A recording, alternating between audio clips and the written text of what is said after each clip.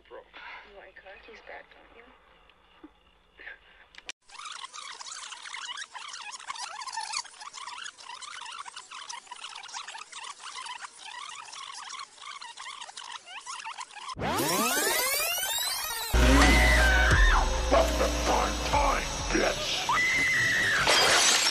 Hello and welcome to Prime Time, bitch!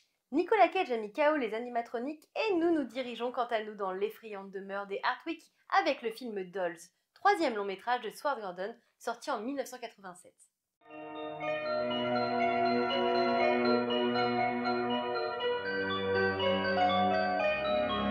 Avec Dolls, Stuart Gordon signe une commande et surtout une petite pépite de l'horreur. C'est Charles Band qui est à l'origine de ce projet qu'il a vendu sur une simple affiche, et Stuart Gordon est tout juste sorti de son réanimator qu'il décide de lui proposer le projet. Mais alors Dolls, ça parle de quoi? La petite Judy Bower, son père et sa belle-mère sont en voyage, mais un soir d'orage, leur voiture tombe en panne. Après quelques minutes d'errance, ils vont trouver refuge chez les Hartwig, un vieux couple étrange qui vit dans une maison reculée.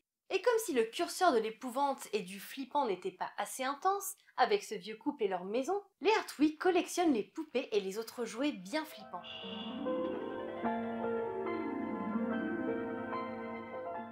Cependant, les jouets n'ont pas l'air si inanimés que ça, et bientôt les Bower craindront pour leur vie. Dolls est un conte macabre qui met en scène la figure de la méchante belle-mère. Ainsi, chaque personnage représente un archétype du conte de fées, et évolue avec les mêmes codes. Il plonge même dans le style gothique des années 30, de la nuit d'orage jusqu'à la demeure étrange, empreinte d'un mystère qui pèse sur nos protagonistes. Ici, les jouets sont une menace pour ceux qui ont perdu leur âme d'enfant et sont devenus des adultes aigris, mauvais et pleins d'orgueil. Dolls est une belle parenthèse dans un monde à la frontière entre le cauchemar et l'onirisme. Stuart Gordon pense d'ailleurs son film comme un conte pour adultes. Le long métrage ne sera finalement pas si effrayant que ça pour ceux et celles qui sont toujours de grands enfants. Les agissements des Hartwig s'apparentent presque à une fable moderne, avec un constat glaçant sur ceux qui ne sont plus en accord avec la part de candeur en eux. Quelques années plus tard, Gordon envisagera une suite, mais elle ne vit jamais le jour. Le film est sorti en Blu-ray en France, foncez découvrir cette pépite à visionner les soirs d'orage. Certaines personnes peuvent être sauvées. Nous donnons à tout le monde sa chance. Les autres, comme vous, eh bien, ils doivent disparaître et jouer un nouveau rôle dans le grand jeu. Et vous ne savez pas encore ce qui va se passer, n'est-ce pas? Grand saut de Monsieur le Polichinelle. Malicieux, Monsieur Polichinelle, toujours prêt à faire des bêtises.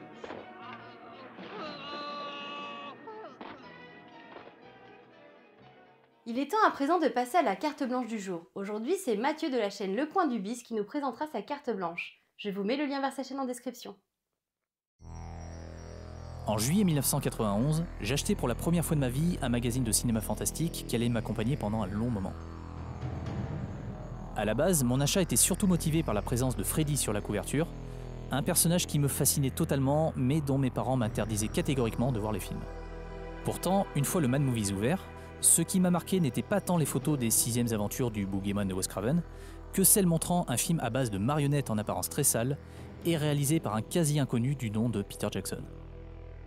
Dans ce fameux Mad Movies numéro 72, on trouvait également un dossier sur les marionnettes et les poupées, qui mentionnait en vrac des films comme Poltergeist, Akira, Pinocchio, Blade Runner, mais aussi des œuvres plus obscures pour l'enfant que j'étais à l'époque, comme The Attic, Le Cercle Infernal, Alice, Au cœur de la nuit, Les Poupées ou Touriste Trap. Si tous ces titres ont longtemps été pour moi des grâles à découvrir, aucun ne m'a autant intrigué que les Feebles, le fameux film dégueulasse de Peter Jackson, traité quelques pages plus tôt. Les Feebles promettaient un spectacle unique, une espèce de Moped Show sous acide, rempli de violence, de sexe et d'humour noir. En fin de magazine, une publicité nous mettait même en garde sur la vulgarité du film, ce qui a évidemment décuplé mon envie de le voir. Mais c'est en voyant la photo d'une mouche dans une cuvette en train de manger du caca que je fis le rapprochement avec une autre image répugnante entreaperçue dans un vidéoclub, celle d'un type en train de dévorer un cerveau, là aussi avec une petite cuillère.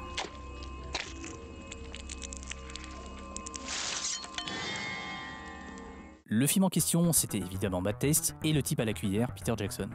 Lorsque j'ai compris que c'était le même sale gosse qui était derrière ces deux films, j'ai alors retenu son nom et attendu plus ou moins patiemment de pouvoir visionner ses œuvres. Même si au final, le premier film de Peter Jackson que j'ai vu aura été Braindead, où là encore on retrouve un moment vomitif à la petite cuillère. Le reste du film est du même niveau, entre une ode à la sodomie, un carnage à la mitraillette, des blagues franchement douteuses et plusieurs litres de vomi.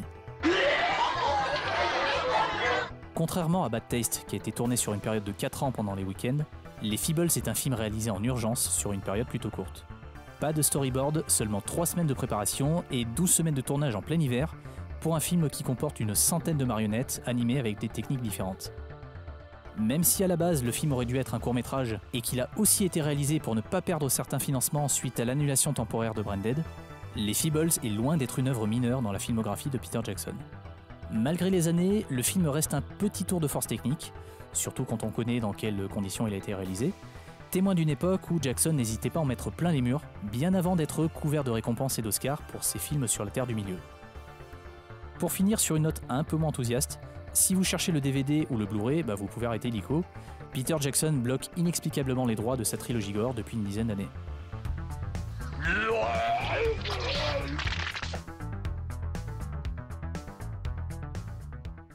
Merci beaucoup Mathieu pour cette carte blanche. N'hésitez pas à me taguer avec le hashtag Welcome to Halloween Mood 2022, à me suivre sur les réseaux sociaux et me soutenir sur Utip. Et moi je vous dis à demain pour une nouvelle vidéo.